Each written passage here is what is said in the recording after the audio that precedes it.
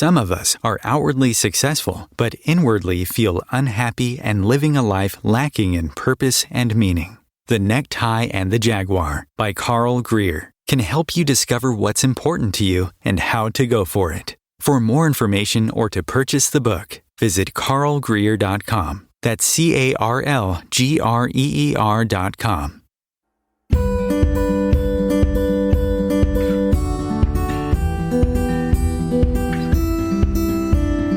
Welcome to Postcards to the Universe with Melisa Caprio. Do you believe in magic?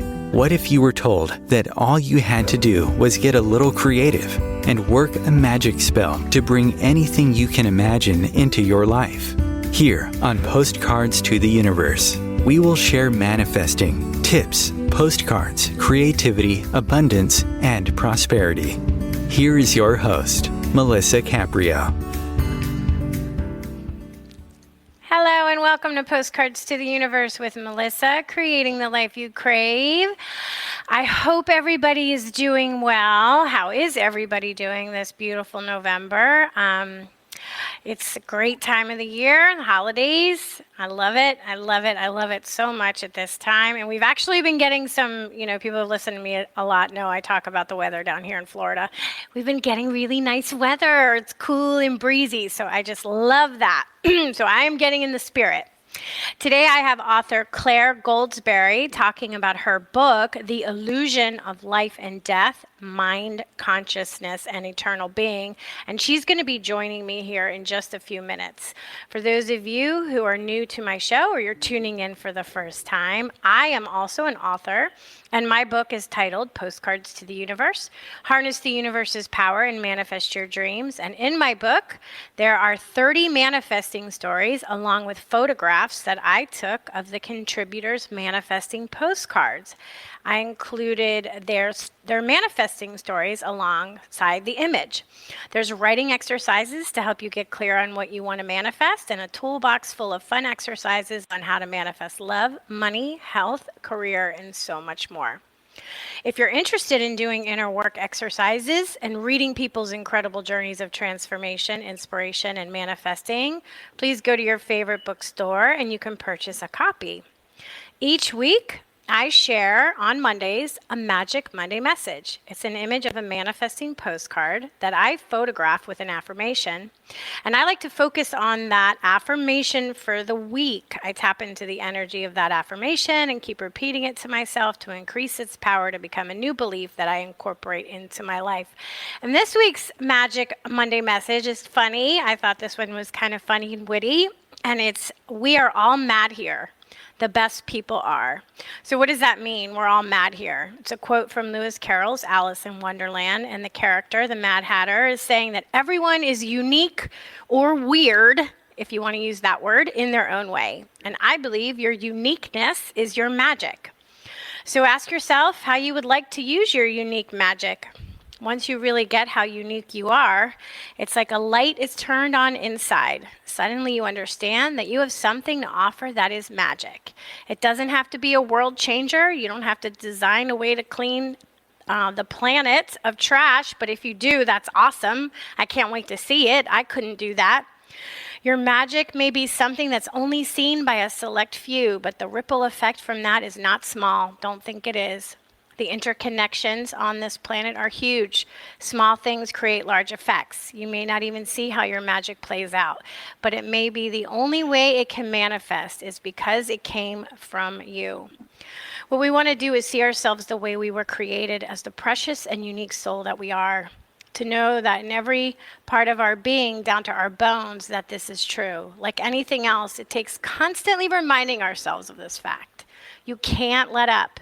If you make mistakes, it doesn't matter. If you feel depressed, it doesn't matter. If you can't get out of bed, it doesn't matter. If you get sick or injured and others must take care of you, it still doesn't matter. It's just because you are, and that is the only reason. You don't have to do anything. You don't have to be a world leader. You don't have to be a talented rock star. You don't have to be a doctor or a healer. You don't have to volunteer to a charity. You don't have to be famous. You don't have to have children. You don't have to go to college or even be educated. You are every color and race. You are a woman or a man, or you don't identify with either, or you identify with both.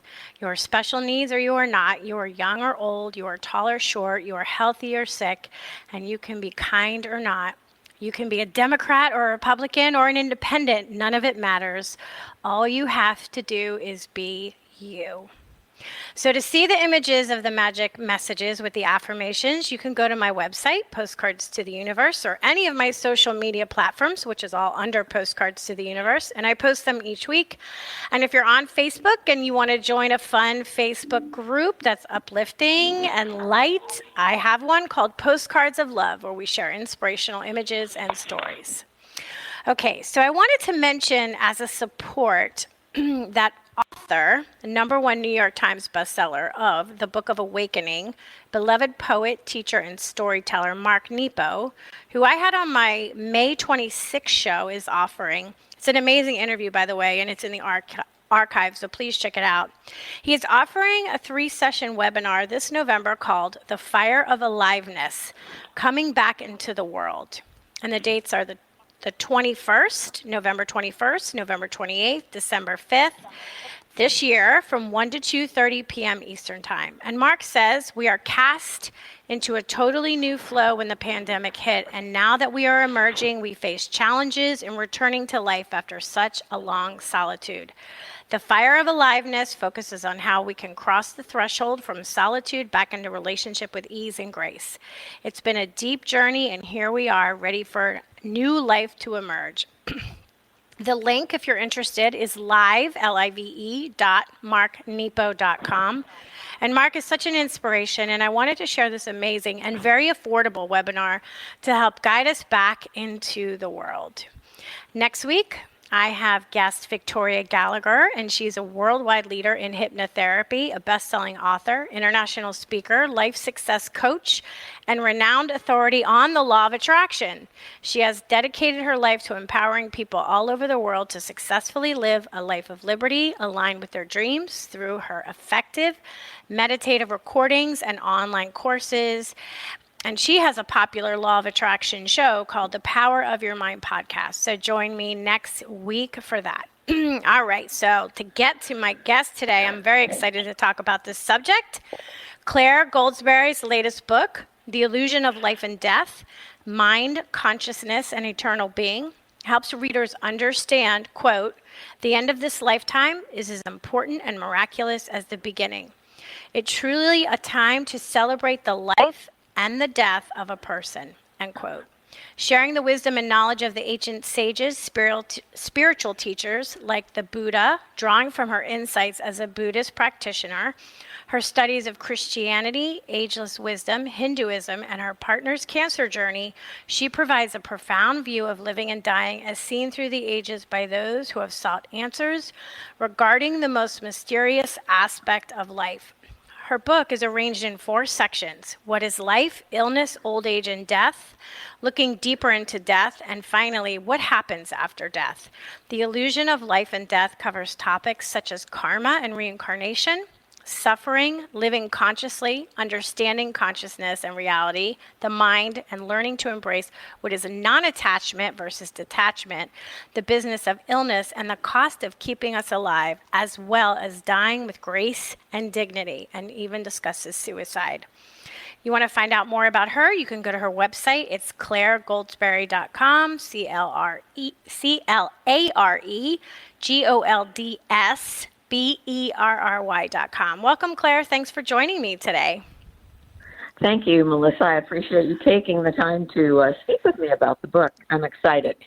Good. Yeah, it's very, I'm trying to find the right word.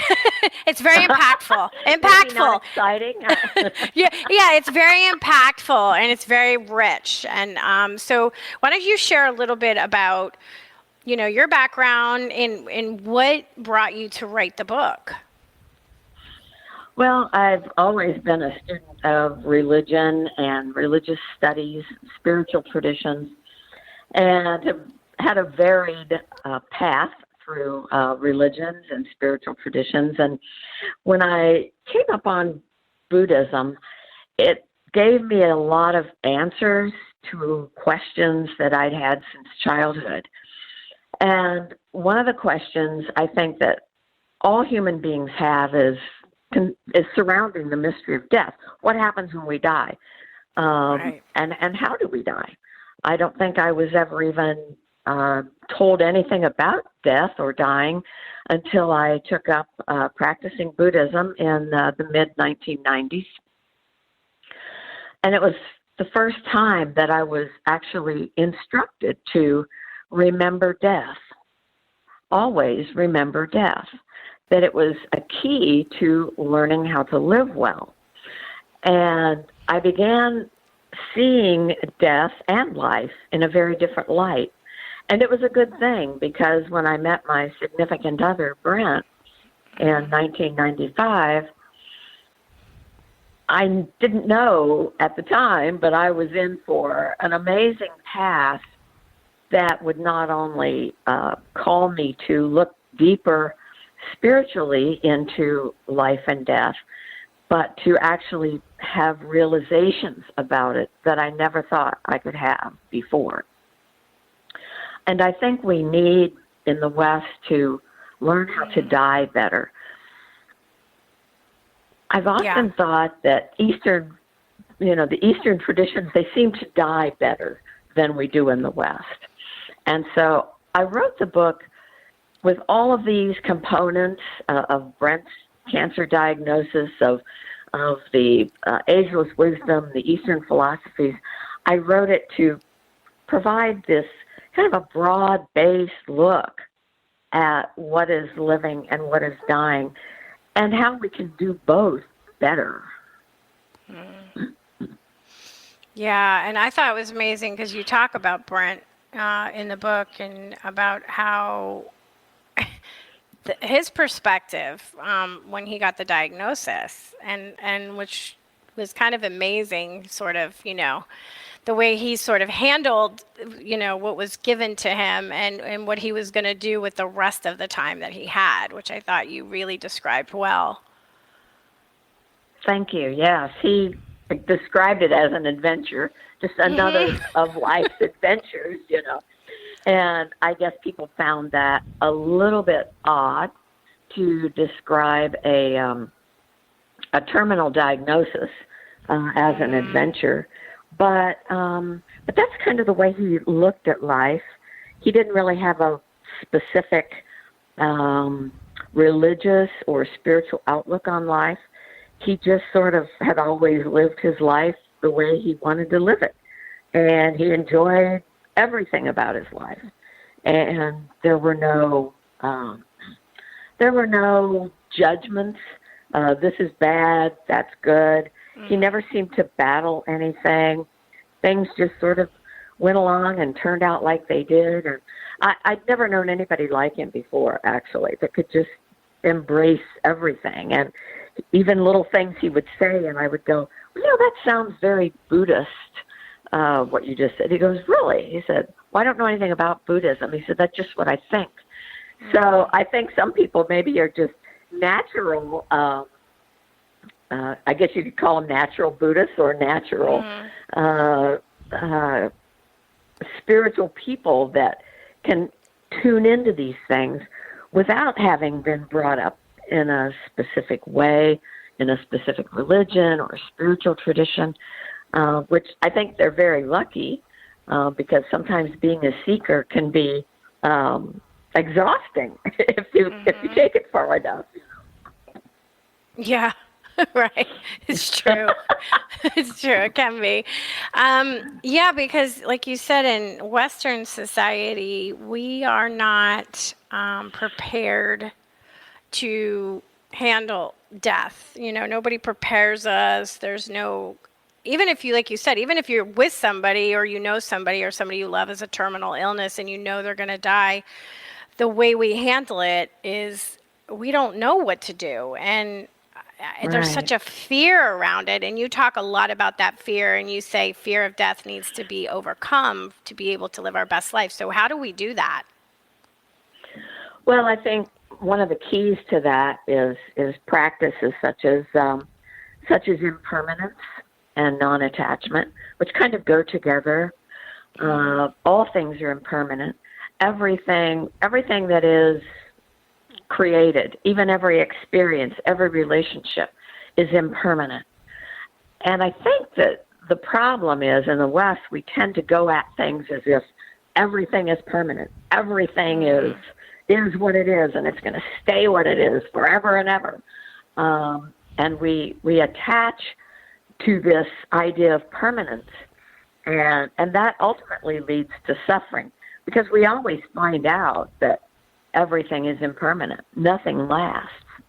And that's not a bad thing. An acorn can't become an oak tree unless the acorn dies to what it is, an acorn, to become an oak tree. And so I think that we learn that everything is impermanent, all is change, all is mutable, and to be able to embrace that change and to be able to see that out of all this change, it doesn't have to be negative. It can be very positive experiences, but things will change. And we have to learn to embrace that, because if we expect everything just to stay exactly the way we want it, it's never going to happen. And we suffer because of that. Yes, exactly. We do. And we know for sure there's two things. What do they say? The two things that you know for sure is death and taxes, right? Yeah, like right. Everything else is right. So learning how to approach death is, I think, really very significant. And you talk about it in helping us to learn how to live well by learning how to die well, which we're going to talk about when we come back, because we're up at our first break. So let's take our break here, and then we're going to come back and we're going to talk more about this. Very, very fascinating. So stay tuned.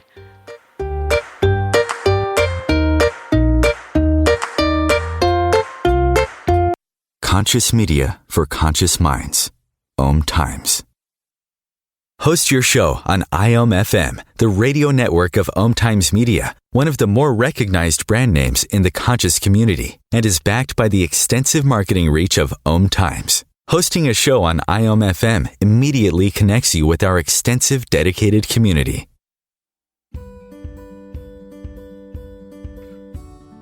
Hi, I'm Melisa Caprio from Postcards to the Universe, creating the life you crave. Do you believe in magic? What if I told you all you had to do was get a little creative and work a dream spell to bring anything you can imagine into your life? Well, guess what? I've got the spell for you.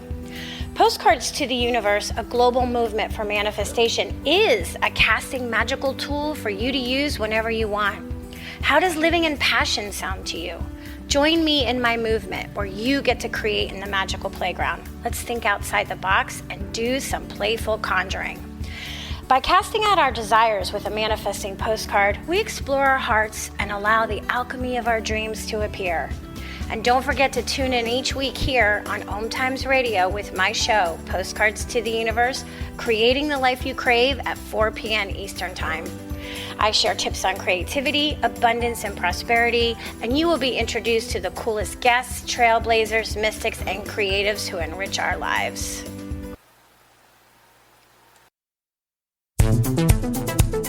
My name is Victor Furman.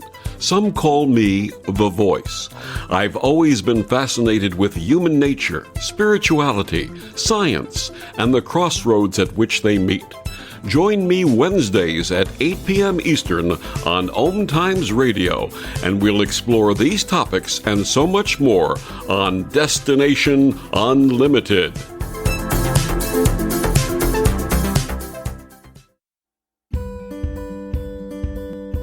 The rainbow is God's promise of hope for you and me. And though the clouds hang heavy and the sun we cannot see, we know above the dark clouds that fill the stormy sky, hope's rainbow will come shining through when the clouds have drifted by. Teresa Caprio is the president and founder of Rainbow Guardian Inc., a nonprofit 501c3 serving the intellectually challenged/developmentally disabled, including autism. Teresa started the foundation in 1995 so she could help make a better life for her intellectually challenged daughter. Her dream is that the Rainbow Guardian will provide the necessary tools and education to help the public understand the special needs population, because it's often discarded in mainstream society. To find out more or make a donation in support, please go to www.rainbowguardian.org. Rainbow Guardian's special mission is to see these unique people live a happy, full life and have a future of liberty and equality.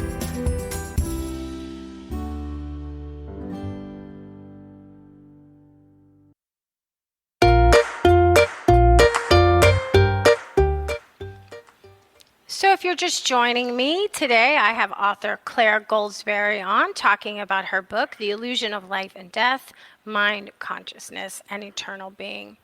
So Clare, you say, which I thought was really interesting, learning to live well helps us learn to die well. Can you share what you mean by that?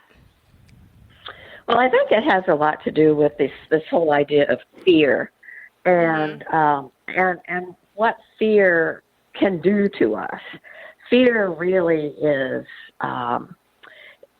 fear is a huge obstacle, and if we know how to live well, we know how to die well, and if we're not afraid to live, we're not afraid to die. That's the big lesson that Brent taught me. You can't be afraid of death and live your best life. You just can't. And I think that was a very important lesson that he taught me, and that I try to help people understand. Obviously, we don't know a lot about death. It's one of those mysteries that for eons. But yet, once you learn how to live well, you'll know how to die well. And when you're not fearful of death, you can live your best life. So what do you mean by what is a good death? Well, that term is used a lot, as I discovered in the Eastern philosophies. And a good death is really about living in a fearless way so that we can die fearlessly. A good death is one without fear. It's learning to embrace what is, and not cling so tightly to life. Again, this attachment to my body, my life, my material possessions. I think that people are afraid most of all of losing their bodies. Will I still exist if I do not have this vehicle, this body? And I think that's the thing that bothers people the most, because we identify so strongly with our bodies. Right.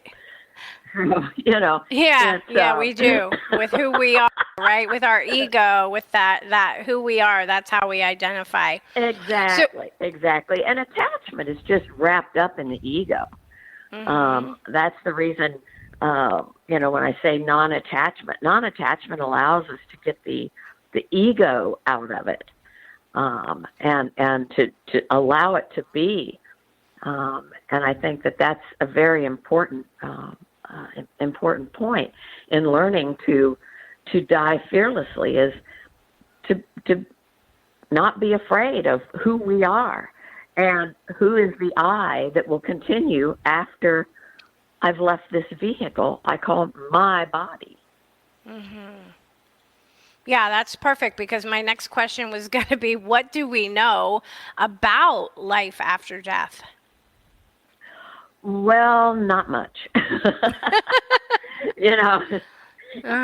think we all seek for these answers. Everybody wants answers. Well, I have a question and I need the answers.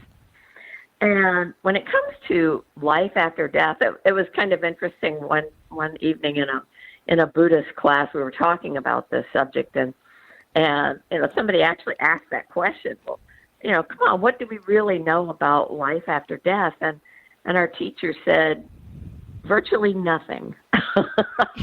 So we're sort of fortunate in that we have near-death experiences. We have the medical means to bring people back from the brink of death, or what they call death. And they come back and they can tell us what they saw, what they experienced.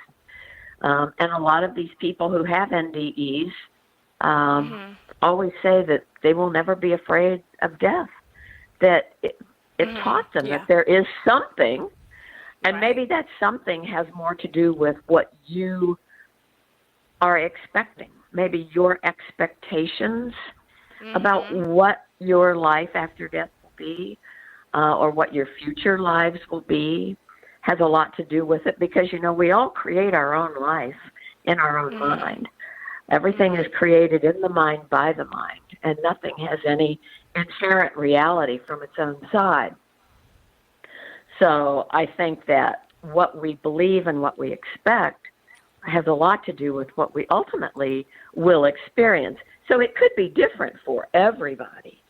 But there is something. I've known people that did not even believe in life after death, who, when this one woman was dying and she was telling me, well, I don't believe in life after death, so I wish all those people that keep visiting me every night would just go away. Oh, my God. It's like, gee, Len, well, maybe. Oh, that's so funny. Wow. Well, she was a hoot. Yeah, she did not believe in life after death. When you're dead, you're gone. There's nobody else, But she just wished all those people that kept visiting her every night would just stop, So. That's incredible. That's incredible. So you talk about reincarnation. So if we reincarnate, then do we ever really die? No, I don't think we ever really die in the way we think of death, which we think of it as a finality. I think that it's just a change. I think we experience little deaths every day. Our bodies are constantly changing. Our cells change. Old cells die, new cells appear. Our hair goes from dark to gray. Everything changes. And I think that we need to understand that change is all part of it.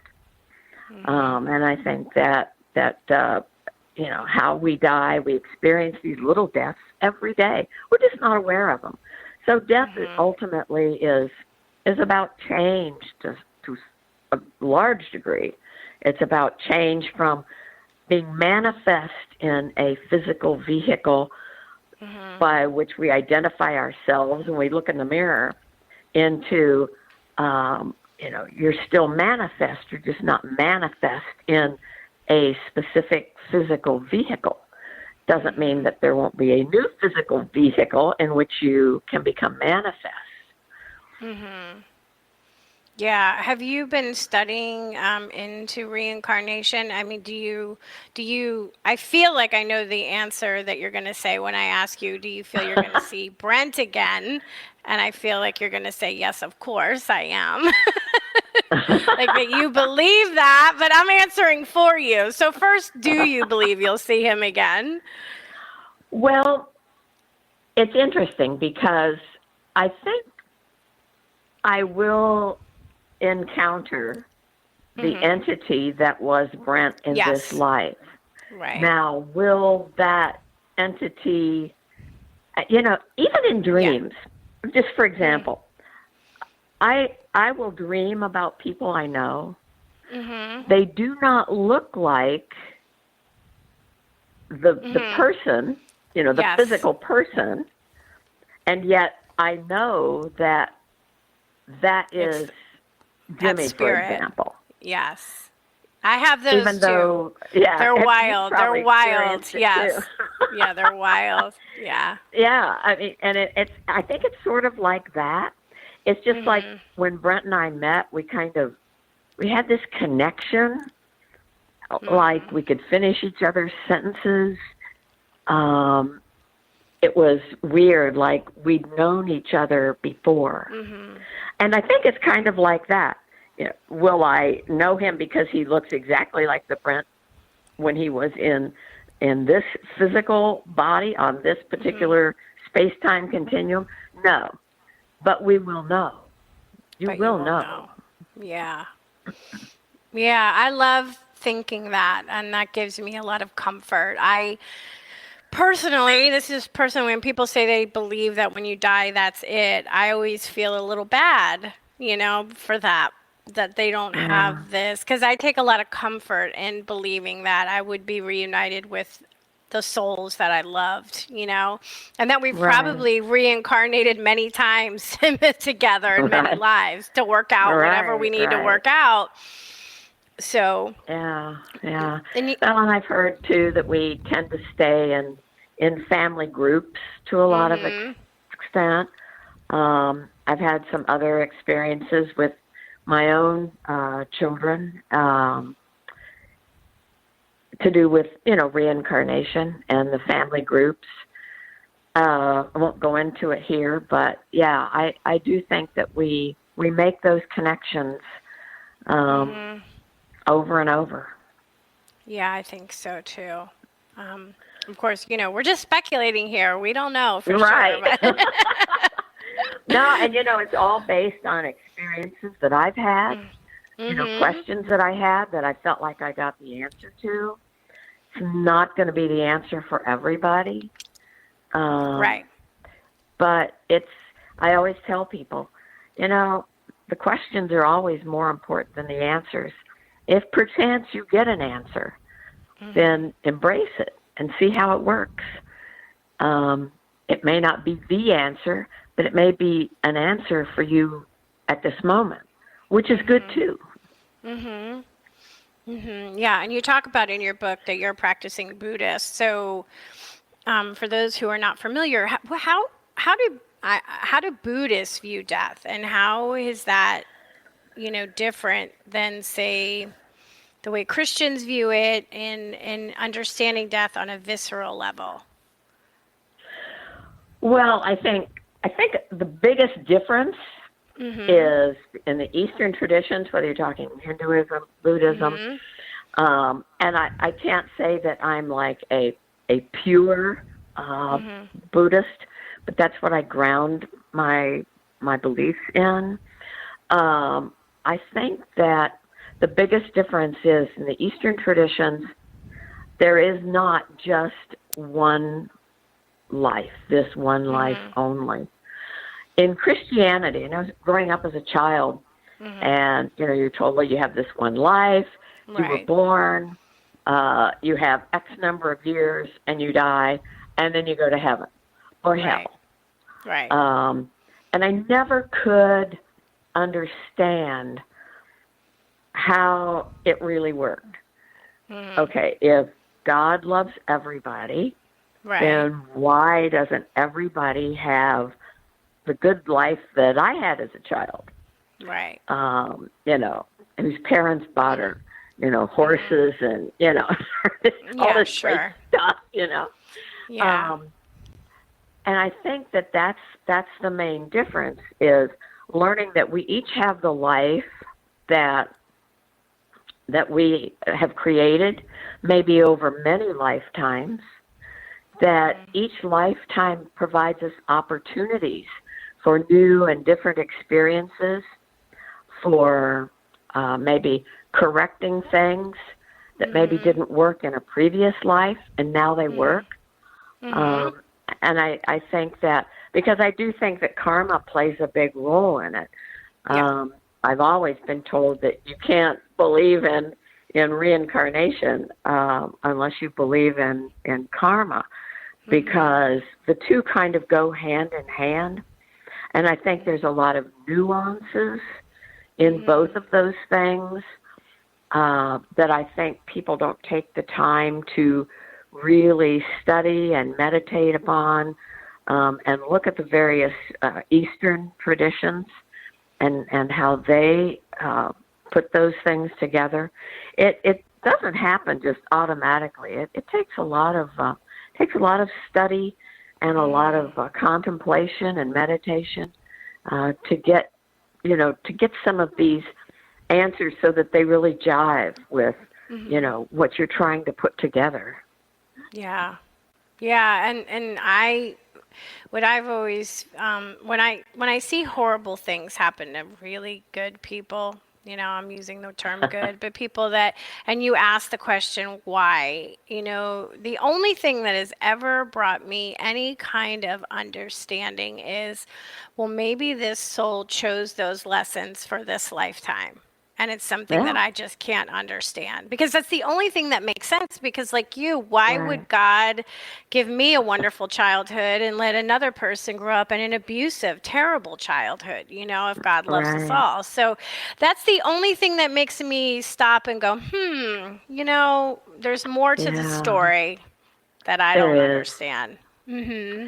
Always, yes. And I think we're very limited, really, in what we can understand. I mean, we have a hard time understanding our own lives, much less trying to figure out the rest of the world, Right. That's so true. Yeah, right? We're still, so your last breath, you're still trying to figure things out. I love that lady. That lady, I'm not going to stop thinking about what you said about that lady who didn't believe, and then every night all her relatives and friends were visiting her. That's great. We're going to come up to a break in a second, but I just want to ponder this before. And I thought this was really interesting. You said, well, pain is physical, suffering is primarily mental, and suffering is not from external sources. It's an internal feeling of rejection of our experience, that this shouldn't be happening to me. So how can we learn to break the bond with suffering as part of having a good life and ultimately a good death? And I thought that's so true, because you're right. Suffering really is very mental. We allow ourselves, we choose suffering a lot of the times. But before you start sharing with us your thoughts on that, we're at our second point in the show where we're going to take our second break. So let's do that now, and then we'll come back and we'll finish this conversation. Very interesting. Stay tuned, everyone.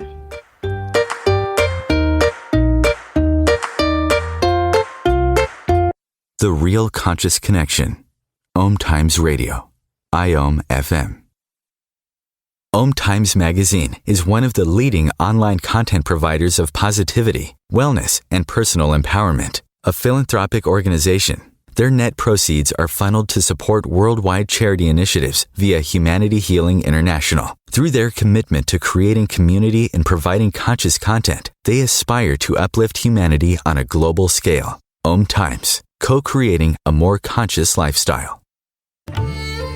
Imagine yourself being transported to India, to the banks of the Ganga and an ashram in Rishikesh. Visualize that you are welcome to satsang with an American sannyasi who shares the wisdom of her guru. Your visualization has manifested. Join Sattvi Bhagawati Saraswati for inspiration and transformation every Thursday at 11 a.m. Eastern on OMTimes Radio.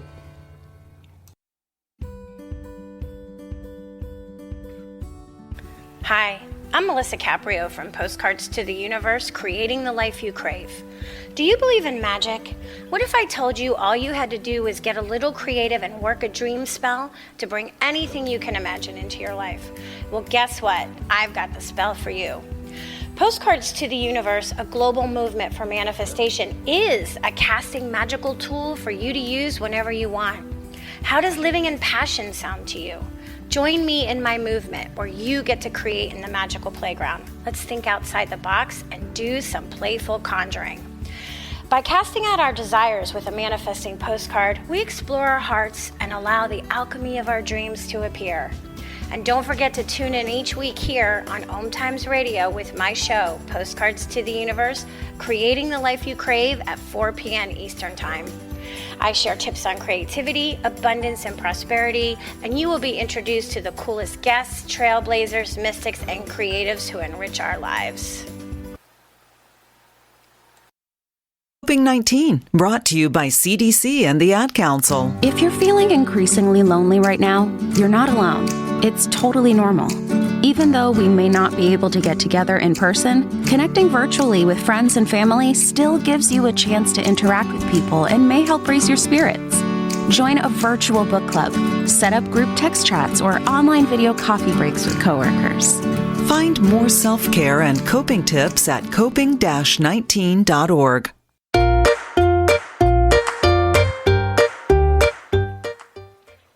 Welcome back. So, Claire, you said that pain is physical and suffering is primarily mental. And suffering is not from an external source. It's an internal feeling of rejecting our experience, that this shouldn't be happening to me. And I was thinking about that because that's so true. Like how many times that something has happened and I'll say, this shouldn't be happening to me.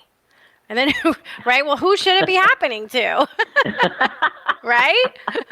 Right. Like Nancy Kerrigan laying on the floor going, why me, why me? Oh, yeah, exactly. Why not her? Remember that?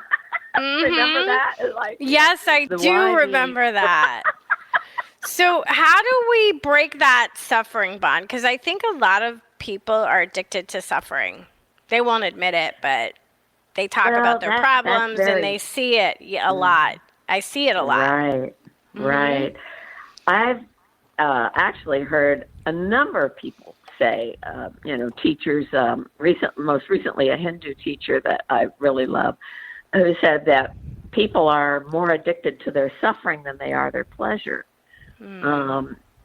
People I think there's a lot of maybe the ego, why me, in suffering.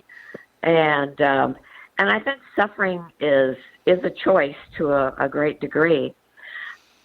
In Buddhism, it said that attachment is the root of all suffering. And I think and again, here's where non-attachment comes into play.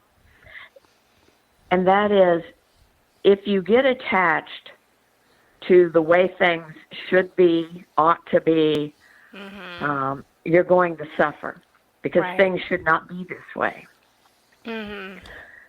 So if you practice non-attachment, you're more likely to be able to allow those feelings of rejection of the way things are to disappear. It's really the suffering comes when we reject what this is. Right. Instead of trying to find why this situation is what it is and what maybe are the lessons that we need to learn. How good have you become at non-attachment? Well, I raised 4 kids, so I'd like to think I'm pretty darn good at it. if you're not going to make it through this. Believe me. Oh, my God. That's funny. Yeah. Because you have to allow, it's just like people dying. And you say, oh, please don't die. Please, doctor, save my loved one. Don't let them die. Right. Don't let this happen to my child.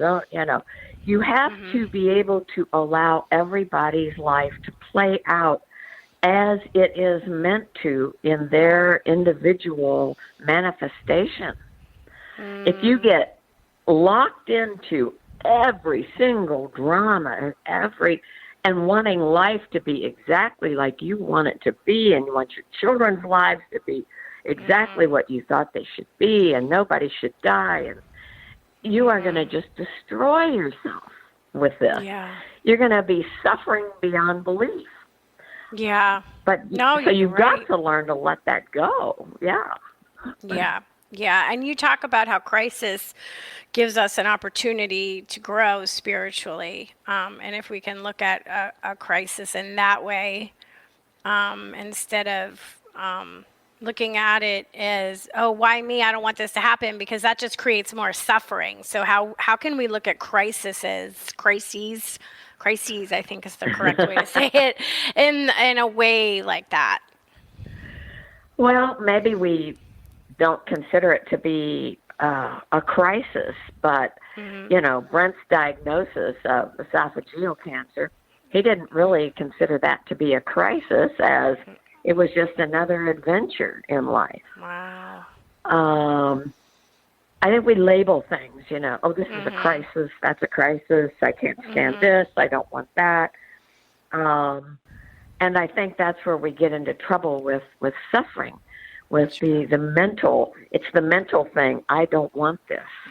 I don't want this to happen. I don't want my loved one to die. Sure. And we get involved in the drama. Our egos get involved in the drama.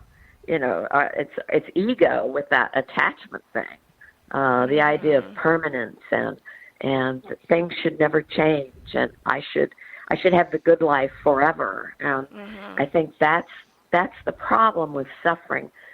It's more external in how we look at things, how we perceive. Maybe we perceive it as a crisis. You know, crisis is that can be. You know, if a teenager loses their cell phone, that's a crisis. And so you have to, you know, what is a crisis? It's different for everybody. Sure. And so you have to, the way you perceive, the way you look at things, it's different for everybody. And not everything that we think is a crisis is really a crisis. Maybe it's just another adventure. Maybe it's just another adventure. Yeah. And you talk about, you know, I mean, it's fear. It's everything, the fear of the unknown, the fear of what we don't know. And you said something, you said you share a story from Harry Potter series. That's a wonderful in helping us to understand things we fear. So can you share with us? Harry Potter's like my favorite story of all time. So I have to ask you that question. Right. Well, it really hit home to me. When Harry and his classmates were learning the ridiculous spell, and they were instructed to conjure up the most frightening thing they could think of, the thing they feared the most. Right. And so when, through their thoughts, they conjured up the thing of which they were most frightened, and the thing appeared, and it was coming after them, they were then told to dispel that thing by pointing their wand at it and shouting, ridiculous. And immediately, the thing they feared would disappear. So all fears, like all phenomena, you know, we know from the quantum sciences that all phenomena are created in the mind by the mind. And so learning to dispel our fears is easy once we know that they're just part of the illusion that things on this level of consciousness have some kind of inherent reality that we can become attached to and hold on to forever. So is that kind of what you mean when you say quantum physics, and what quantum physics and Buddhism say about reality? Like we're creating reality in our mind. Right. They're very parallel philosophies. It's been amazing. I've studied it for about 15 years now, the parallels between quantum physics and Buddhism. And some people disagree with that. You know, they think, well, you know, that's maybe making Buddhism too secular.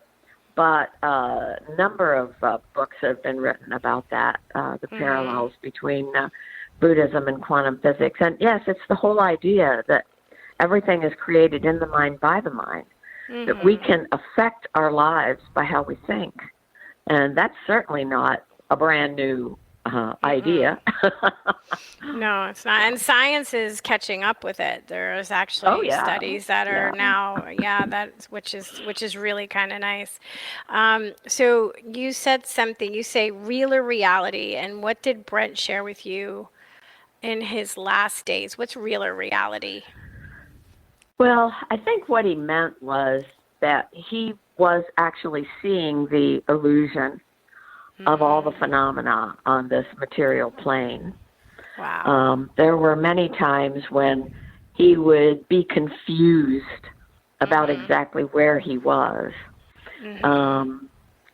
We had the hospital bed out in the family room, and a lot of times he would call for me. I would be back here in my office, and he would call for me, and I'd go out and say, yes. Am I dead yet? And I go, Yeah. no, not yet. In fact, if you have to ask me whether or not you're dead, chances are you're not. You know, but because there is a realer reality in that this is illusion. It's real. It's just not real in the way we think it is. When you think of a magician, you know, magicians, they are illusionists. Right. It's not that what they're doing isn't real. It's real. It's not real in the way we think it's real. There is a realer reality that's outside this realm that shows us the illusion that we have experienced on this level of consciousness. Yeah. And suddenly things seem not to matter much anymore. Right. So did you witness him? Did you feel like he was between both worlds there at the end? Oh, definitely. Yeah, definitely. Wow. Because I've heard that from other people, that they can see it. Yeah. It's where they're just kind of leaving. You know, it's things here just are becoming, you know, less and less meaningful, and it's like you're ready to go on. So what can you offer us to prepare for a peaceful death? What should we be thinking about? What should we be doing? And how can we help our loved ones? Well, I think one of the good ideas that I try to practice every day, and that is remember death. Death is right on our shoulder, sitting right there. As we often said in a Buddhist class that I attended over a period of a number of years, death is certain, the time of our death is uncertain. So we have to always remember death, and that it's not horrible, it's not terrible, that learning to die is a good thing. You can die fearlessly. You don't have to be fighting it. You don't have to be afraid of it. It's just a flip of the switch. It's just moving from being manifest in this physical vehicle to being unmanifest, but still manifest on another level of reality. And I think that the problem is we just really, really struggle with what is reality, which is why I've spent so many years reading about reality in not only Eastern philosophies, but in quantum sciences. It's been really helpful, very helpful. I would recommend that to everybody. Just start looking at that, contemplate it, meditate on it. It's amazing.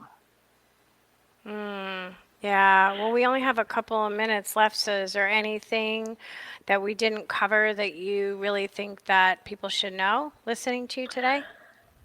Well, I think the one thing that Brent left me with that I would like to leave with people, and that is just a few hours before he died, he was just kind of talking to me with his eyes closed, and he said, you know, dying is easy.